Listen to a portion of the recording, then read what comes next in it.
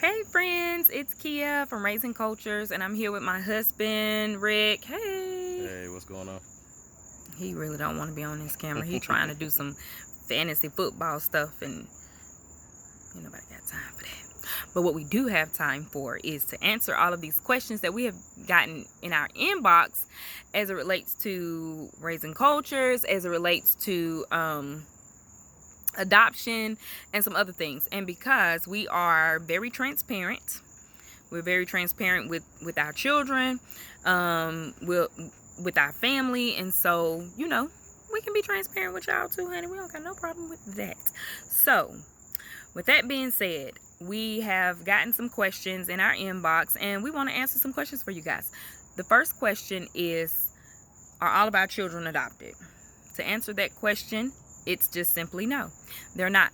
We have one biological daughter. That's Daria. She's 15. I came into the relationship with her. She was what, 2? 2. Yeah, I think she was 2 at the time. Yeah. 2.5. She's getting ready to be 16 in 11 days. And so she's my biological baby. And I mean, I guess essentially you did adopt her. Not by the paperwork. Yeah, not paper, but in love, spirit, and truth. Oh. Then we have Carly, who kind of moseyed in on us, took us by surprise. I don't think we was looking for not now another child. We was content for a little bit with just having Zaria as the only child, and then she started asking questions about siblings, and I said, well, I guess we're going to have to find you some siblings, because we had tried to have children or whatever. And for whatever reason, God that was just not in the cards for us. So, we've gone through several miscarriages. We've tried in vitro fertilization, all kind of stuff. Didn't we go through a lot? Yeah, It's a lot. And so, we were just kind of over that. Going through all of that, still no baby. As you can imagine, it can be very traumatizing, psychologically, emotionally, physically. It was a lot. So a lot of people was like, well, try surrogacy, and things like that, and it just didn't work out. So with that being said, we decided to go into adoption. So the second question is, did we go through a private agency or private adoption? And to answer that question, it's simply just no. Private adoption is expensive. When we were looking into it, it was like $25,000, $30,000, and I don't know about y'all.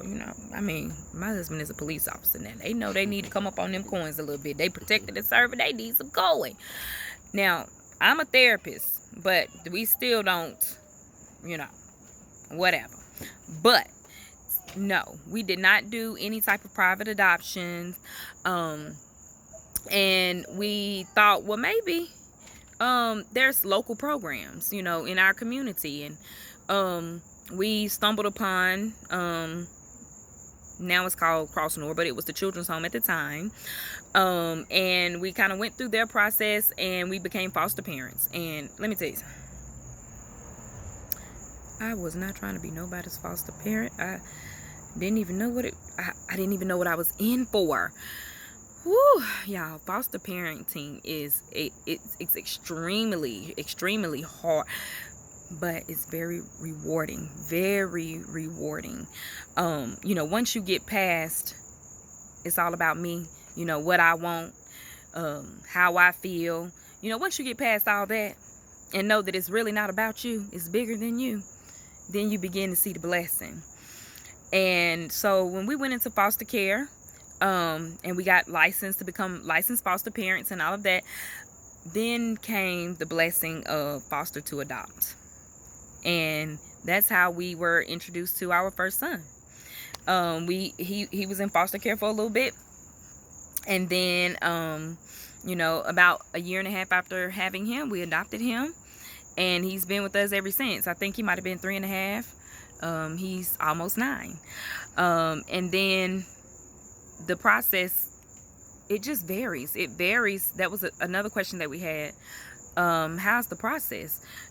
The process to adoption can take it can take a long time. It just depends if the parents are giving up their rights, if they have been if the rights have been terminated by the courts, if they're working their plan to get the child back. And so, just all types of things that's going on. And I always say that it's our role to just love and support and encourage that child where they are in their journey right then and there. Not to, honey, wait a minute, let me put this behind my ears. But not to, judge the parents, and and that's one thing that they taught us in class when we were becoming foster parents. Just kind of keep judgment to a minimum, because it's still their parent, and kids, they love their parents regardless of what could have happened or what did happen or whatever. So no, we didn't do private adoption.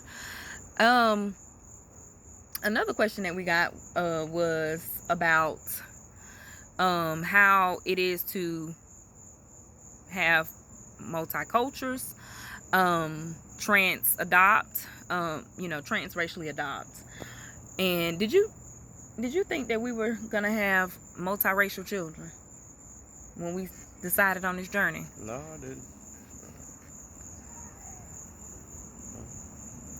Just a man, a few words, child. I think that, they ask you, it's like, well, what are you looking for in a kid? What are your preferences? And I was like, oh Lord, I mean, this ain't build a kid. I'm just looking for a kid that's in need. A kid that needs love that we can provide. We didn't want to put a stipulation on that. We didn't want to put a stipulation on what God was going to be able to do in our lives. So, when our foster care supervisor asked us, what are our qualifications or, whatever, we just said a kid that needs love. That's it, and so it didn't matter if they were black, white, Asian, Hispanic. I mean, it just didn't matter to us. We just wanted to love on a kid that needed to be loved. We got another question regarding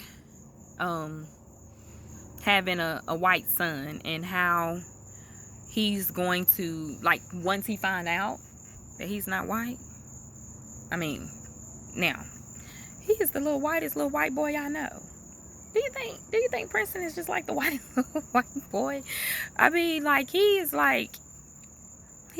off the chain, first of all. But we have talked to our foster care supervisor.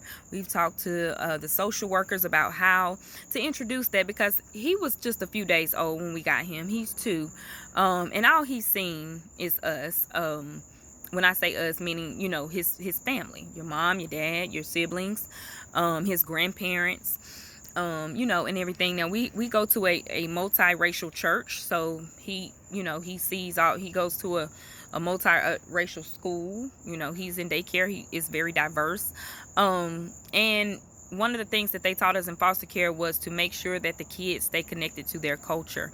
So while I have to be cognizant that I'm an African American woman, my children are biracial. I have a white son.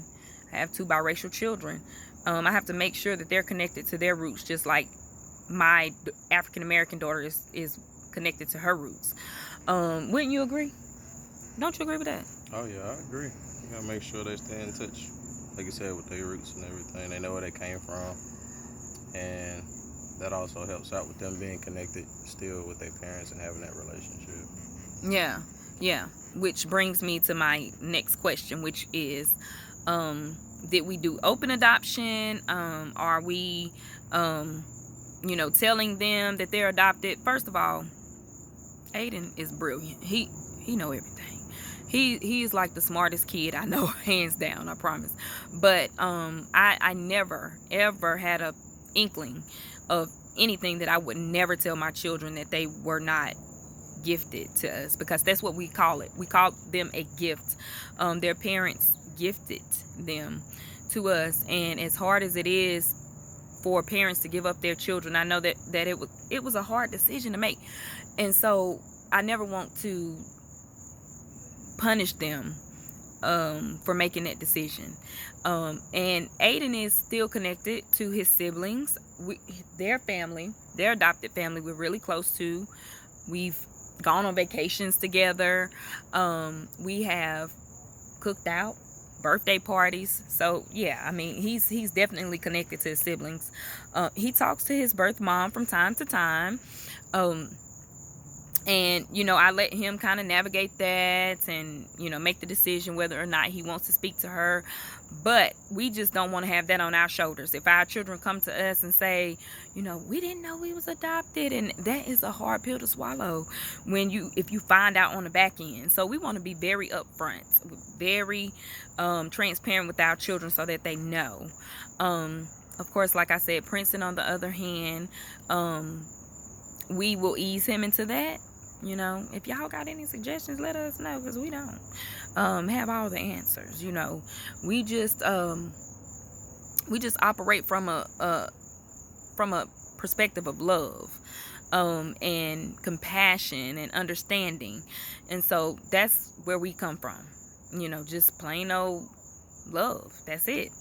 And the last question I think that we're going to answer is, how did our families react to us having multicultural kids? Now, baby, let me tell you something. Now, y'all already know. Ain't no reason why we got to sit up here and pussyfoot around or sugarcoat anything in today's climate, so racially tense, and everything is, oh, the black people did this, oh, the white people did this, oh, the Hispanic people did this. Oh, I mean, come on. I always like to say, the same way that white people talk about black people talk about white people. It goes both ways. And so, everybody have their opinions about another culture, especially when you don't experience it. And so when we found out, because let me tell you something, when you don't specify, they don't tell you my husband shaking his head, they don't tell you the race of the child. they don't. So I guess, like, when they told me that I needed to come and do skin to skin with the baby, I'm waltzing up in the hospital, and I'm like, oh, little black baby right there, little black baby right there. And the lady was like, oh yeah, them some cute little black babies, but this the baby we want you to put on your chest for skin to skin. I said, oh, that's a white baby. She said, mm-hmm. I said, well, okay, well, give him here. And I stuck him right on down in there, and he ain't gone nowhere in 2 years. So, they don't tell you. So when I called, I was like, they got me up here doing skin to skin with a little white baby. She was like, a little what? And I'm just like, I fell in love. Like, because love has no color, he was a baby. It's a baby. It's a child. Like, how can you not love a child? It doesn't matter what color they are. You know what I'm saying? Like, how can you not fall in love with a child? I mean, he was so tiny. He was so little. And so, yeah, I had some concerns. And I don't think that I had any concerns about my family, because they were my family. Don't play with my kids. Don't play with these kids now. I'm trying to tell you.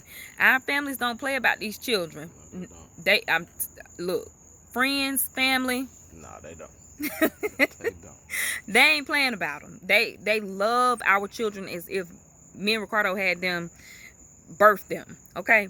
But it has been very challenging, coming from the other side of, it's kind of normalized when you see a white couple with like a black baby, and it's like, okay, and so it's like very normal. But when you see like a black couple with a white baby, it's like, hold up now, what they doing with this white baby, you know? And so, like, we've been approached and, you know, held hostage, and I'm like, Lord Jesus, my husband gonna have to pull out his police gun or something. No, I'm just playing. He ain't gonna pull out the police. He's shaking his head at me, y'all. He's so calm. He calm, but I'm a little more rowdy about it when, you know, they try to come at me about my children, you know, because it's none of your business, you know, if this is my child, or like, I don't have to tell you anything. So yeah, we're not gonna lie like it's a cakewalk. Has not been a cakewalk. But what is a cakewalk in this life? Nothing is a cakewalk. I think that we just all have to understand that love conquers all. And at the end of the day, do whatever you want to do. Do whatever makes your heart happy. Do whatever your heart desire. And if it's to go and adopt some children, then you go and adopt some children, because it is definitely a need. I could not get to all of your questions today because it was a lot of them, but I'll do my best to, you know, here and there, you know, keep you guys updated with these children of mine.